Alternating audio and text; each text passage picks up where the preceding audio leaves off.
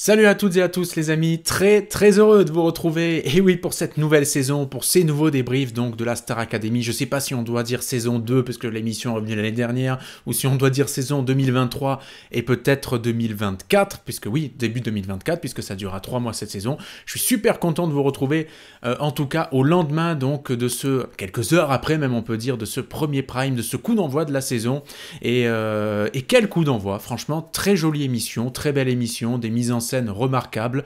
Ça, c'était pas aussi long que je l'imaginais, hein, vous avez vu, hein, l'émission ne s'est pas terminée à minuit et demi. Ça, c'était plutôt court hein, sur le format. Les publicités, alors elles étaient très nombreuses, mais elles n'étaient pas non plus de 10 minutes à chaque fois. C'était plutôt cool. Plusieurs choses, hein, évidemment. Alors, on va détailler les performances une par une, et puis je vous dirai quelles sont, selon moi, selon mon humble avis, hein, évidemment, ça vaut ce que ça vaut, mais vous le direz vous aussi en commentaire, hein, ne vous gênez pas, surtout, donnez votre réaction, dites-moi ce que vous avez pensé de ce prime, de ce tout premier prime de la Starac, qui sont vos chouchous d'ores et déjà, et oui, qui sont pour vous vos favoris, qui sont les plus belles voix, dites-moi tout ça dans les commentaires, je les lirai et j'y répondrai un maximum. Avant d'attaquer les amis, je vous invite juste à mettre un petit pouce vers le haut, à vous abonner à la chaîne si ce n'est pas déjà fait, merci à vous d'être toujours plus nombreuses et nombreux, et puis laissez des commentaires aussi, réagissez à ce que je dis, mais aussi entre vous, hein, débattez entre vous sur vos commentaires respectifs, et puis dites-moi ce que vous avez pensé de ce prime time, bien entendu, et de cette vidéo. Et donc je disais, avant de détailler les performances une par une, je me suis noté quelques trucs un peu essentiels qu'il faut retenir sur ce début de saison. Alors évidemment, d'abord, ils sont 13, on sait qu'au départ, ils devaient être 16, TF1 a fait un peu son mea culpa, en disant que 3 étudiants, 3 élèves de la Starac avaient dû être donc eh bien, débarqués un peu au dernier moment. C'est un peu vache, mais on peut comprendre, etc. Il y a une nouveauté cette année qui est particulière aussi, c'est le décalage hein, d'une heure. Donc on n'est plus du tout... déjà, en fait, pour vous expliquer, l'année dernière, et ça vaut pour toutes les émissions de TF1, depuis les attentats de novembre 2015, les tristes attentats donc, du Bataclan, etc., les attentats de Paris, toutes les émissions étaient enregistrées avec un décalage d'1 minute, de 60 secondes à peu près. Donc on était sur un direct, faux direct, mais enfin, du quasi-direct. Là, cette fois, on est sur 1 heure de décalage. Alors, on nous explique que c'est, et sans rentrer dans les détails politiques, etc., on nous explique que c'est par rapport à la situation donc tendue entre Israël et Hamas, etc., qu'il peut y avoir des répercussions en France. On ne sait jamais. Le contexte, en tout cas, explique ça, mais 1 heure de décalage... Enfin, je comprends pas trop l'explication. Bref, après ça peut causer des problèmes. Il y a des gens qui ont tweeté en disant bah, on est déjà sorti, tout ça. Est-ce qu'au moment des votes, ça va pas créer des situations un peu périlleuses? Visiblement, les votes seront arrêtés à partir de la semaine prochaine à 22h45 pour que nous, on puisse à 23h45 avoir les résultats et que ça n'ait pas fuité. Bon bref, vous avez compris. D'autres choses aussi, le corps professoral. Eh bien, adieu donc notre ami de l'expression scénique qui avait fait des bad buzz hein, l'année dernière, qui avait été un petit peu virulente par moment, et puis adieu aussi Yanis Marshall, hein, qui était un peu la mascotte des professeurs l'année dernière, il était très apprécié du public, et cette année on a donc 2 nouveaux profs, hein, à l'expression scénique et à la danse. Ma foi, on verra ce que ça donne sur les prochaines semaines, je préfère pas m'exprimer personnellement là-dessus, on verra bien ce que ça donne. Donc moi j'ai beaucoup aimé sur, vous savez, quand ils sont tous rentrés aussi, les 13 au début de l'émission, au début du prime. Je sais pas si vous avez fait attention, mais Lola, qui était l'une des toutes dernières à rentrer, Lola, elle rentre, elle nous fait un espèce de pivot. Est-ce que vous l'avez vu? Essayez de regarder sur le replay. Elle nous fait un espèce de pivot à la Mylène Farmer, un truc très bizarre, c'était vraiment marrant. Sur les parrains, cette fois, on a un parrain et une marraine.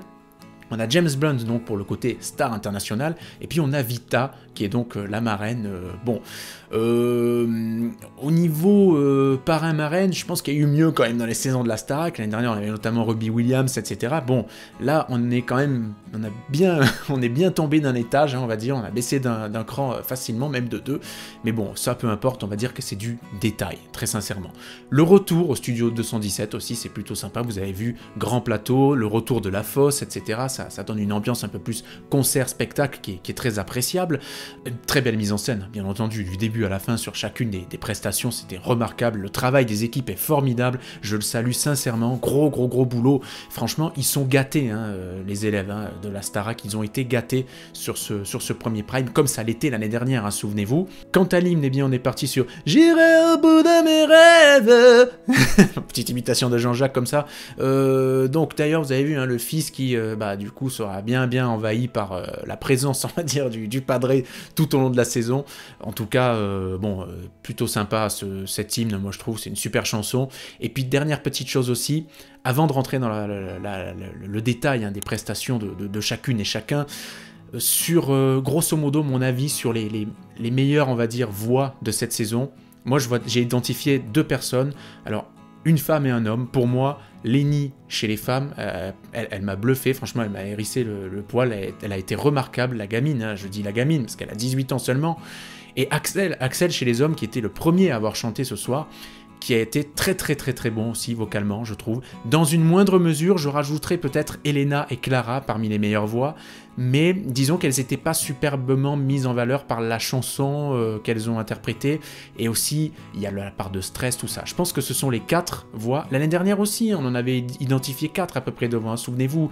On avait Léa, on avait Anisha, on avait Enola, et on avait Louis aussi. Je pense que j'avais dit un petit peu la même chose l'année dernière, en début de saison, j'avais dit c'est peut-être les 4, voilà, on a 4 vraies voix, et puis derrière c'est plus des je vais pas dire des chanteurs de karaoké, je veux pas être méchant évidemment, mais c'est plus des chanteurs tranquillement de salon, on va dire, pour l'instant, qui ont d'autres qualités, timbre de voix, danse pour certains ou certaines, etc., etc. On en reparle tout de suite. Première performance, donc celle d'Axel sur Le Monde est Stone. Qu'est-ce que j'ai noté sur Axel? Moi j'ai vu une belle interprétation, déjà.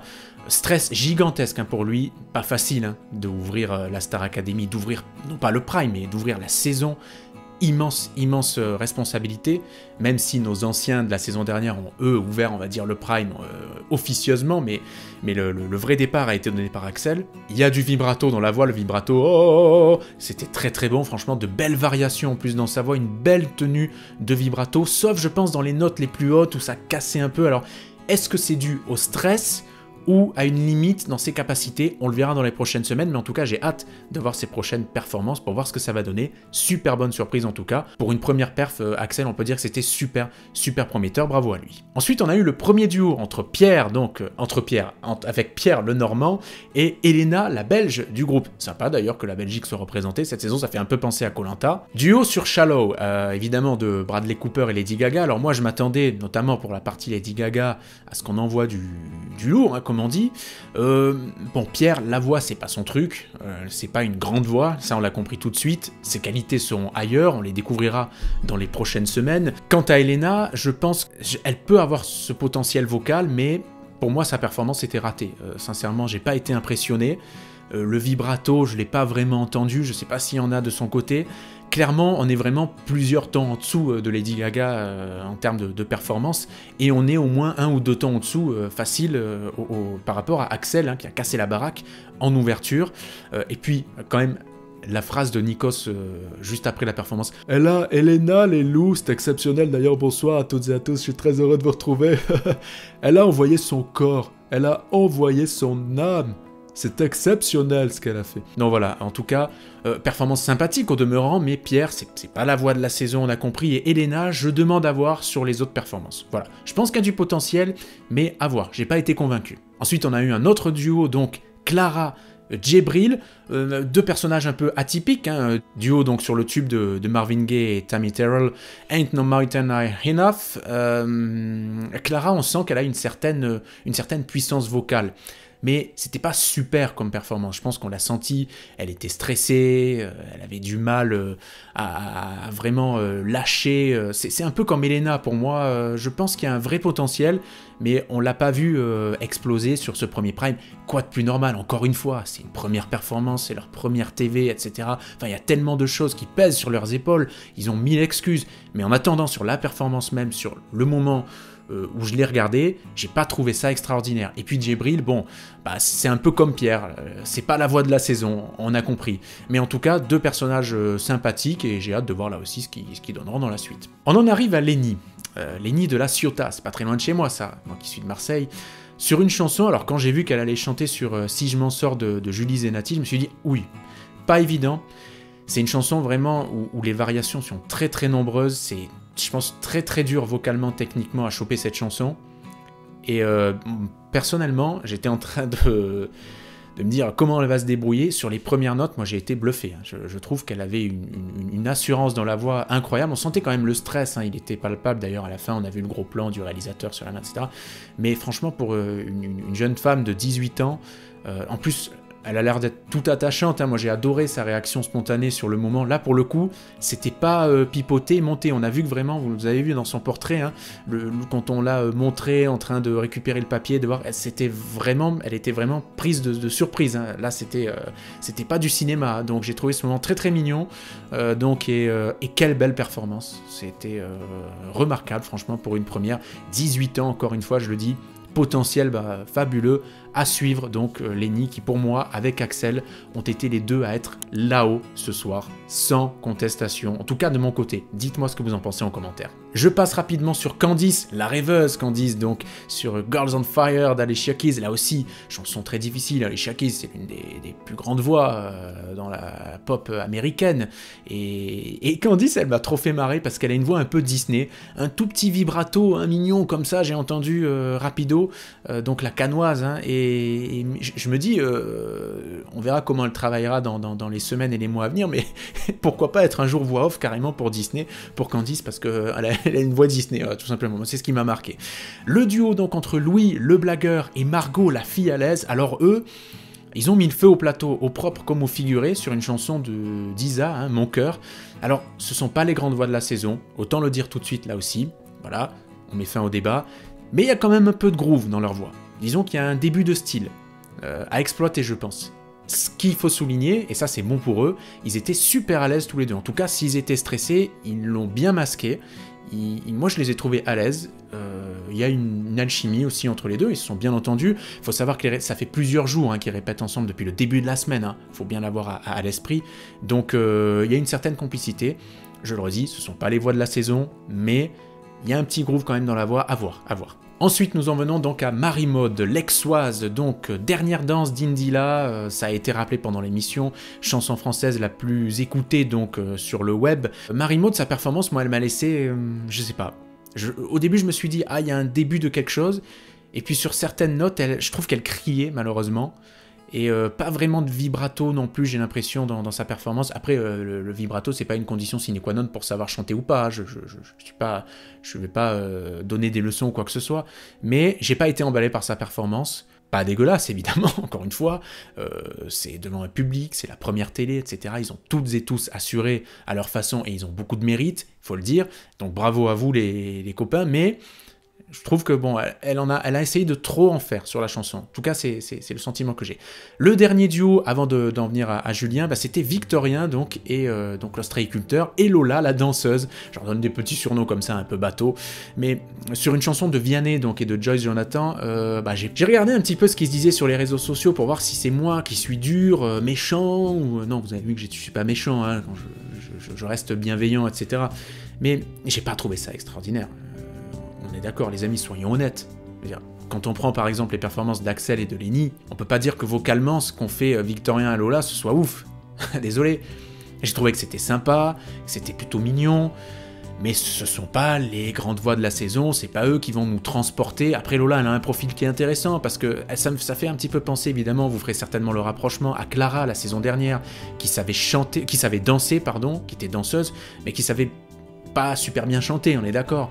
Lola, ça a l'air un peu mieux au niveau du chant, mais je pense pas qu'il y ait capacité, enfin c'est pas une soprano, quoi, je pense pas qu'il y ait des capacités incroyables. Donc bon, à voir ce que ça donnera là aussi pour les deux, mais j'ai pas été super emballé par la performance. Et puis enfin, Julien, alors là je vais être un petit peu sec. Non, c'est pas facile de conclure honnêtement, donc bravo à Julien pour sa performance qui était pas naze du tout, c'était pas mal, sauf que quand tu te risques. Et ils n'ont pas été aidés dans le choix des chansons, certains et certains.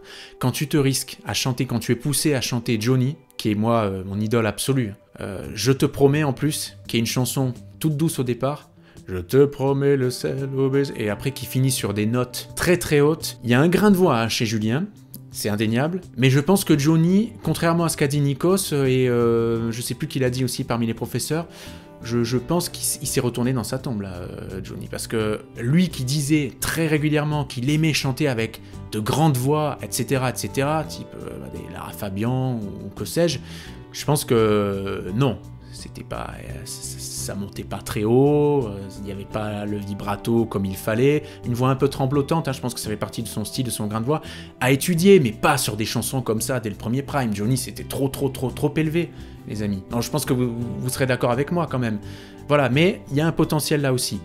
Et puis, petite anecdote quand même, vous l'avez vu, à la fin les danseurs se sont fait plaisir, hein. Il y avait une danseuse et un danseur, ils se sont bécotés, c'était assez impressionnant, on se demandait s'ils n'allaient pas faire leur affaire sur le plateau, mais c'était...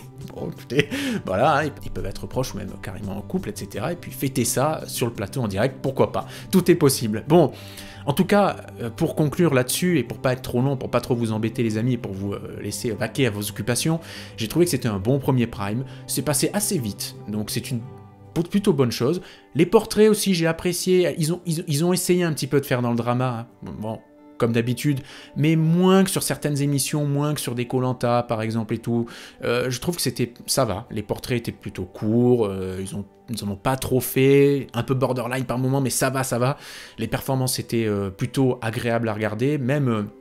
on n'est pas obligé non plus d'être là à se dire il faut que ce soit une grande voix, etc. Il peut y avoir des gens qui n'ont pas une grande voix, entre guillemets, et qui sont des artistes qu'on a envie de voir, d'écouter, etc. Mais bon, c'était un premier prime, on verra ce que ça donne sur la suite. En tout cas, je vous le redis, pour moi, j'ai identifié, je vais pas dire que ce sont mes deux favoris, mais pour moi, Lenny et Axel, ça envoie du lourd, honnêtement. Et puis Elena, Clara dans une moindre mesure, mais je voudrais bien les voir chanter sur d'autres choses. Je pense qu'elles ont du coffre, mais je vais chanter sur d'autres choses et dans d'autres circonstances. Mais je pense que voilà, ce sont les quatre, hein, qui se dégagent au niveau vocal. Après, il y a d'autres artistes qui sont sympas, puis il y en a qui mettent plus le chant aussi sur l'interprétation, sur la comédie, sur la danse aussi. Donc voilà, il y aura toutes ces choses-là. Les amis, j'en conclus là-dessus. J'espère que ce petit débrief vous a plu, que vous l'avez trouvé intéressant, bienveillant aussi, même en étant un peu critique parfois, mais il faut l'être un minimum. C'est mon avis, j'ai hâte de lire le et les vôtres donc dans les commentaires. N'hésitez pas à mettre un petit pouce sur cette vidéo, ça booste son référencement, à vous abonner à la chaîne si ce n'est pas déjà le cas. Merci à vous, bienvenue. Et puis les commentaires, lâchez-vous dans les commentaires.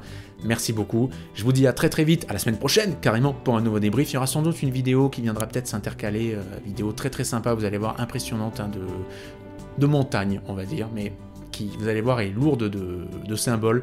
Et à la semaine prochaine, donc encore une fois, bon courage si vous bossez, profitez bien si vous êtes en vacances. Et puis donc, à la semaine prochaine, je vous embrasse les amis, ciao. Salut les loups, à la semaine prochaine.